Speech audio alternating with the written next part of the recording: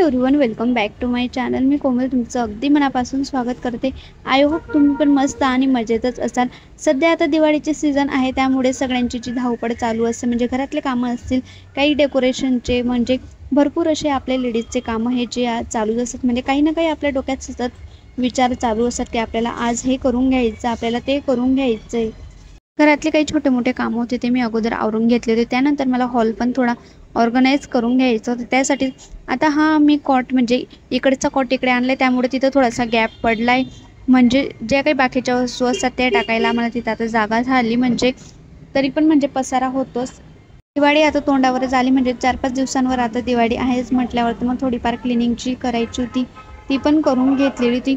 आणि रोज इतकं झाडून पण घरात एवढी घाण निघते कायच सांगू। म्हणजे आज सकाळीच मम्मी पप्पा जळगाव गेले होते, कारण त्यांना दवाखान्यात काम होतं। त्यानंतर मग बाकीचे दुकानात गेले होते आणि मी घरी एकटी होती। आणि तुम्ही बघू शकता, लिटरली मी आज पडता पडता वाचली आहे। इथं नेहमी माझ्यासोबत असंच होतं, कारण आमचं इथं धुणं आणि मटकी वगैरे उपसणं इथंच आमचं काम होतं, तर त्यामुळे चिकट होते। आणि सध्या पावसाळा कंटिन्यू होता, त्यामुळे तिथं खूप डेंजर शेवाळ पण झालेली होती। जेव्हा मी नेमकं व्हिडिओ म्हणजे शूट करायला लावला, तेव्हाच माझ्यासोबत असं झालं। म्हटलं चला आता पण इकडनं जाऊ, तोपर्यंत माझा डेंजर पाय घसरला। बरं झालं मी पडली वगैरे नाही।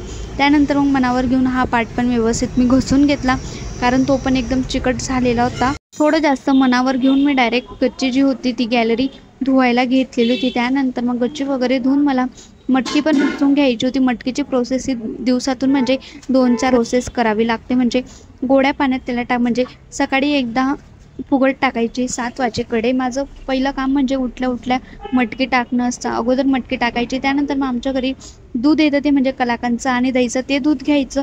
असे 2 कामं डेली रुटीनमध्ये एकदम फिक्स आहेत आणि ते रोज करावेच लागतात। त्यानंतर मग अशी मटकी जी आहे ती एका टोपलीत काढते, मोठ्या टोपलीत, आणि मग गोडं पाणी असतं ते टाकत असते। सकाळपासून म्हणजे माझ्या मागे 7:30 लागलेली होती असं समजून घ्या, कारण जेव्हा मी लॉंग व्हिडिओ शूट करत होते तेव्हा पण माझ्यासोबत तेच झालं। आणि मी सेम तीच प्रोसेस म्हणजे शॉर्ट व्हिडिओसाठी मी शूट करत होते, तेव्हा पण माझ्यासोबत तेच झालं। तरी माझ्याकडे थोडा वेळ होता, म्हणजे मला स्वयंपाक पण करायचा होता। त्यानंतर मग माझ्याकडे मुलतानी माती पडली होती, तेच मी लावून घेतली होती फेसवर। त्यानंतर मला स्वयंपाकामध्ये करायचे होते पराठे, म्हणजे कॉर्न पडले होते, चला म्हटलं त्याचंच काहीतरी करून घेऊया। तर मी घेतलेले होते 3-4 कणीस, ते म्हणजे कॉर्न घेतलेले होते, त्यांना व्यवस्थित सोलून वगैरे घेतले। एकीकडे मी पाणी तापवायला पण ठेवलेलं होतं बॉईल करण्यासाठी, म्हणजे त्यांना उकडून घ्यायचं होतं, 2-3 मिनिटासाठी उकडून घ्यायचं छान असं। म्हणजे जोपर्यंत त्याचा हिरवा कलर होत नाही ना, तोपर्यंत त्याला उकडून घ्यायचं। मी तेच प्रोसेस करत होती। जेवढे कॉर्न होते मी तेवढे सगळे टाकून देणार होते, कारण मला त्याचा करायचा होता पराठा। कारण कॉर्न आपल्या शरीरासाठी पण चांगला असतो, म्हणजे भरपूर त्यात विटॅमिन असतात। कारण त्यांना बॉईल केलं तर आमच्या घरी जास्त कोणी खात नाही, त्यामुळे मी त्याचा पराठाच करणार होती। आणि चला म्हटलं तुमच्यासोबत पण शेअर करूया। तर मी 1 वाटी गव्हाचं पीठ घेतलेलं होतं, त्यानंतर मी त्यात थोडा मैदा पण ॲड केलेला होता। तुम्हाला मैदा ॲड करायचा नसेल तर ते तुम्ही स्किप करू शकता। त्यानंतर मग थोडीशी चिमूटभर हळद टाकली, चटणी टाकली आणि चवीनुसार मग मीठ टाकलं। आणि मग थोडेसे ओवा घेतले, त्यांना हातावर चुरून घेतले, कारण त्याचा वास खूप छान लागतो। पराठ्यांमध्ये जर टाकलं तर ऑप्शनल आहे, आणि तुम्ही म्हणजे बडीशेप जी असते ती पण बारीक करून टाकू शकता, त्याचा पण खूप छान असा वास येतो। त्यानंतर मग मी थोडी कोथिंबीर टाकली, बारीक कट केलेली, असं म्हणजे 4-5 इन्ग्रेडियंट्स मी त्यात टाकले। थोडंसं 2 पड्या तेल टाकलं, जेणेकरून आपल्याला कणिक मळताना म्हणजे छान मळता येईल, मॉइश्चराईज होईल ती कणिक। व्यवस्थित मी तेल वगैरे टाकून घेतलेलं होतं। त्यानंतर मी व्यवस्थित पीठ मळून घेणार होते, तुम्ही बघू शकतात। आणि मी तुमच्यासोबत एक गोष्ट विसरली म्हणजे शेअर करायची, जे आपण कॉर्न बॉईल करायला ठेवले होते त्यांना 2-3 मिनटं राहू द्यायचे। त्यानंतर त्यांना एका चाळणीत काढून घ्यायचे, कारण जे पाणी असतं ना, मग ते स्टफिंग करताना म्हणजे पाणी जास्त सुटत नाही। त्यांना व्यवस्थित 15-20 मिनटं असे एका चाळणीत काढायचे आणि फॅन खाली ठेवून द्यायचे, जेणेकरून म्हणजे लवकर त्याचं पाणी जे आहे ते ॲब्झॉर्ब होईल। ते आपण 2 पळ्या तेल टाकलं होतं, ते मी व्यवस्थित असं मिक्स करून घेतलं होतं। त्यानंतर मग थोडं थोडं करून मी त्यात पाणी ॲड करणार होते। आपण रोज जसं चपातीसाठी पीठ मळतो, सेम तसंच थोडं थोडं करून आपलं जे पीठ एकदम मऊसर असं भिजवून घ्यायचं। तर मी पराठ्यासाठी थोडंसं मैदा पण घेतलेला आहे आणि बाकी सगळं गव्हाचं पीठ घेतलेलं आहे। तुम्हाला जर वाटलं तर तुम्ही संपूर्ण गव्हाचं पण पीठ घेऊ शकतात, नाहीतर मग संपूर्ण मैदा जो आहे तो पण घेऊ शकतात। अशा पद्धतीने तुम्ही पराठ्यासाठी वापरू शकता। तर अशा पद्धतीने आपण कणिक आपली जी आहे ती मळून घ्यायची आहे व्यवस्थित, म्हणजे जेणेकरून मऊसर होईल। तुम्ही बघू शकता इथं माझी कणिक मळून झालेली आहे आणि मी त्यानंतर त्यावर थोडंसं तेल टाकणार आहे आणि मग अजून त्याला व्यवस्थित मऊसूर करणार आहे आणि 15 ते 20 मिनटासाठी साईडला ठेवणार आहे, जेणेकरून म्हणजे पराठा अजून एकदम खुसखुशीत येईल. ते मी तुम्हाला पुढे दाखवतेच. अशा पद्धतीने कणिक अजून व्यवस्थित मळून घ्यायची तेल टाकून. 15 ते 20 मिनिटांसाठी असा डब्याखाली आपली कणिक जी आहे ती ठेवून द्यायची. त्यानंतर तुम्ही बघू शकतात मी जे कॉर्न फॅन खाली ठेवलेले होते ते व्यवस्थित आता झालेले आहेत.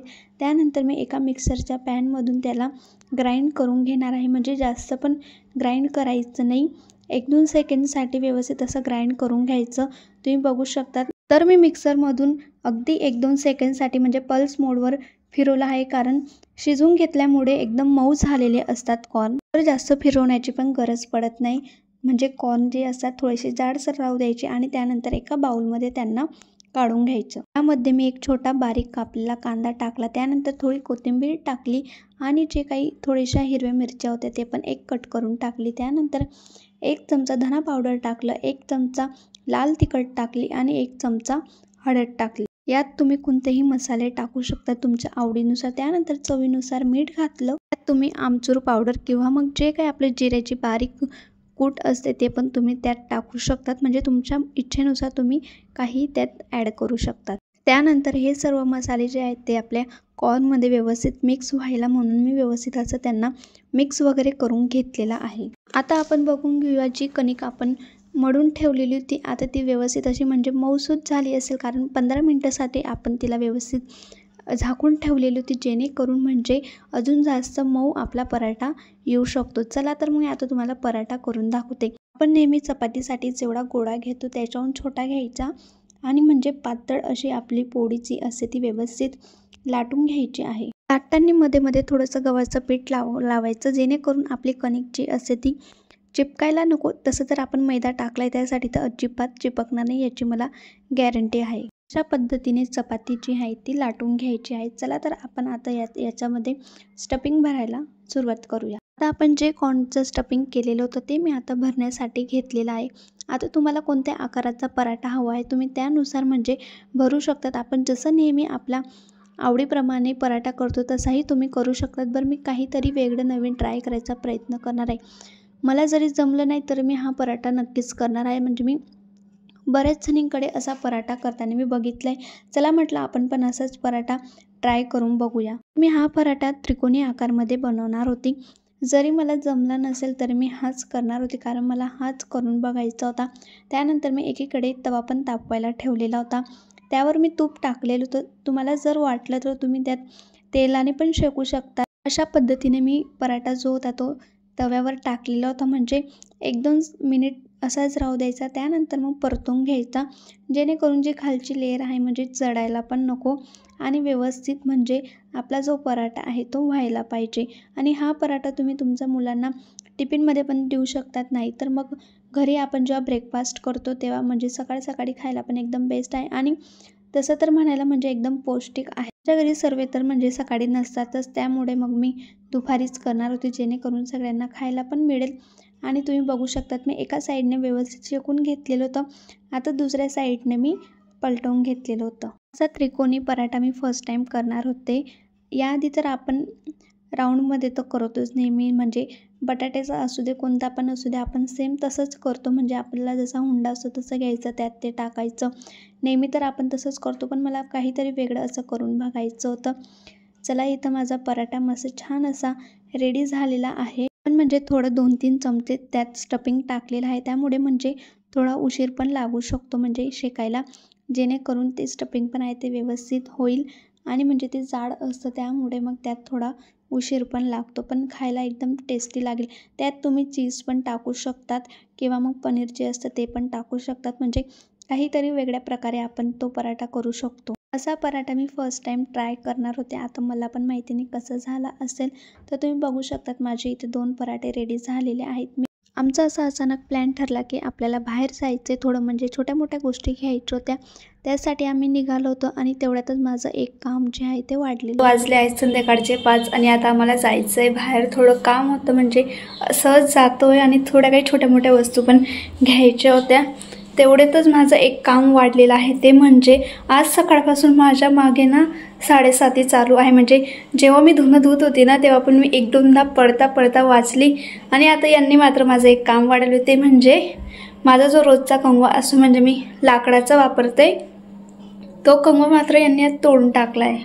एक गोष्ट विसरली होती, ती म्हणजे टिकली वगैरे लावून घेतली आणि मग आम्ही निघालो. म्हणजे नवऱ्याला कसं विसरायचं, त्यासाठी मग टिकली वगैरे लावून घेतली आणि मग आम्ही निघालो बाजारात जाण्यासाठी. म्हणजे आम्ही बाजारात जाणार होतो, म्हणजे आम्ही थोडंसं शॉपिंग करण्यासाठी, ग्रोसरीची शॉपिंग करण्यासाठी जाणार होतो.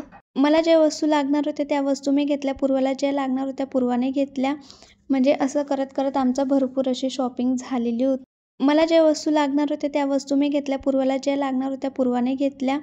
म्हणजे असं करत करत आमचा भरपूर अशी शॉपिंग झालेली होती. घरी आल्यावर आमच्याकडे ऑप्शन होता म्हणजे स्वयंपाकाचा एकदम सोपा, म्हणजे खिचडी करायचा.